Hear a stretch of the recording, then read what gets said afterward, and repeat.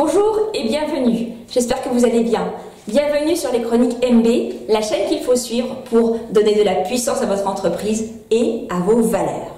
Aujourd'hui, nous sommes sur une chronique de questions-réponses. Alors si vous avez des soucis pour fidéliser vos prospects dans la durée, cette chronique est pour vous.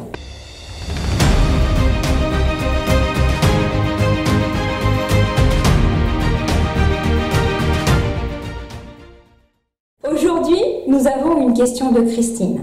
Et Christine écrit: je suis formatrice auprès des entreprises qui veulent répondre au marché public.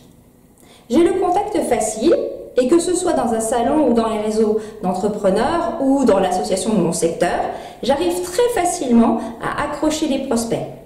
Le problème est que après le premier rendez-vous, voire le deuxième si j'ai fait une offre, j'ai jamais le temps de relancer régulièrement mes prospects. Ou, quand bien même, j'ai peur, en leur courant après, indéfiniment, de finir par les harceler. Merci beaucoup Christine pour cette question qui est en effet capitale lorsque l'on veut transformer des contacts en clients. Et c'est pas du tout évident de le faire de façon régulière et exhaustive. Christine, j'ai une stratégie à vous proposer qui m'a véritablement sauvée après la crise. Pour faire face à tous les problèmes, je me suis retrouvée en fait en 2010-2011 avec deux activités. Deux activités avec deux cibles différentes, les entrepreneurs et les élus. Donc autant vous dire que pour prospecter et pour fidéliser les contacts, c'était vraiment un parcours du combattant, un marathon. Donc j'avais deux possibilités, soit je me clonais, soit j'optais pour des process automatisés. Et comme je ne suis pas Dolly la brebis, j'ai forcément choisi la deuxième solution. Je vais donc vous livrer cette stratégie aujourd'hui à travers trois étapes. La première, quelle est l'épine dans le pied de votre client idéal? Qu'est-ce que client idéal? Je vous parle de votre client idéal dans cette vidéo et je vous mettrai le lien juste au-dessus pour y accéder. Dès que vous connaissez votre client idéal, c'est le moment de vous pencher sur son problème urgent. Qu'est-ce qui le freine dans le développement de son activité et auquel vous pouvez répondre grâce à votre offre. Par exemple, Christine, vous qui êtes formatrice pour les marchés publics, le problème urgent de ces entreprises est certainement de perdre des marchés publics à longueur d'année à cause de leur mémoire technique.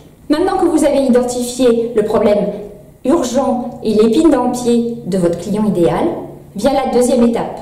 Tissez votre toile. Ça veut dire quoi? Ça veut dire qu'à partir du moment où vous avez rencontré vos contacts, vous avez décelé son problème urgent. Et qu'après le rendez-vous, c'est le moment de pouvoir envoyer des articles, des vidéos qui vont répondre à ces problèmes. Pour montrer votre expertise, pour montrer que vous êtes près de votre contact, près de votre prospect et que vous créez un lien jusqu'au prochain contact, au prochain rendez-vous. Et vous allez ainsi créer un cycle où vous allez envoyer du contenu pertinent et puis de temps en temps de vos offres, mais de façon parcimonieuse. Je tiens beaucoup à cette parcimonie, c'est-à-dire vous ne noyez pas votre contact à travers vos offres, vous montrez votre expertise avec des articles et des vidéos qui correspondent à la problématique. Alors vous allez me dire, ça prend un temps fou tout ça, c'est chronophage. Et vous avez raison, ça prend un temps fou de le faire un par un manuellement. Et là vient la troisième étape, automatiser. Automatiser grâce au web, grâce à une plateforme, un autorépondeur et également grâce à une méthodologie qu'on appelle tunnel de conversion. Et là vous allez, à partir du moment où vous avez en effet décelé plusieurs problèmes urgents, déclinés à partir du premier problème central, vous allez créer peut-être même plusieurs tunnels de conversion en fonction de vos clients. Et cela va se produire automatiquement. Les mails vont s'envoyer automatiquement. Évidemment, vous aurez obtenu l'accord de votre contact au préalable pour les enregistrer dans votre liste de diffusion. Concrètement, ça signifie que vous préparez et vous programmez des mails qui partiront à J+1, J+3, J+5 et qui intégreront des conseils et des astuces pour répondre aux problématiques de vos clients. Et tout ceci ne se fait pas avec une baguette magique. Ce n'est pas la technique en fait qui va vous prendre le plus de temps, même si elle a l'air peut-être compliquée. C'est de pouvoir décider des messages et des contenus que vous allez pouvoir envoyer.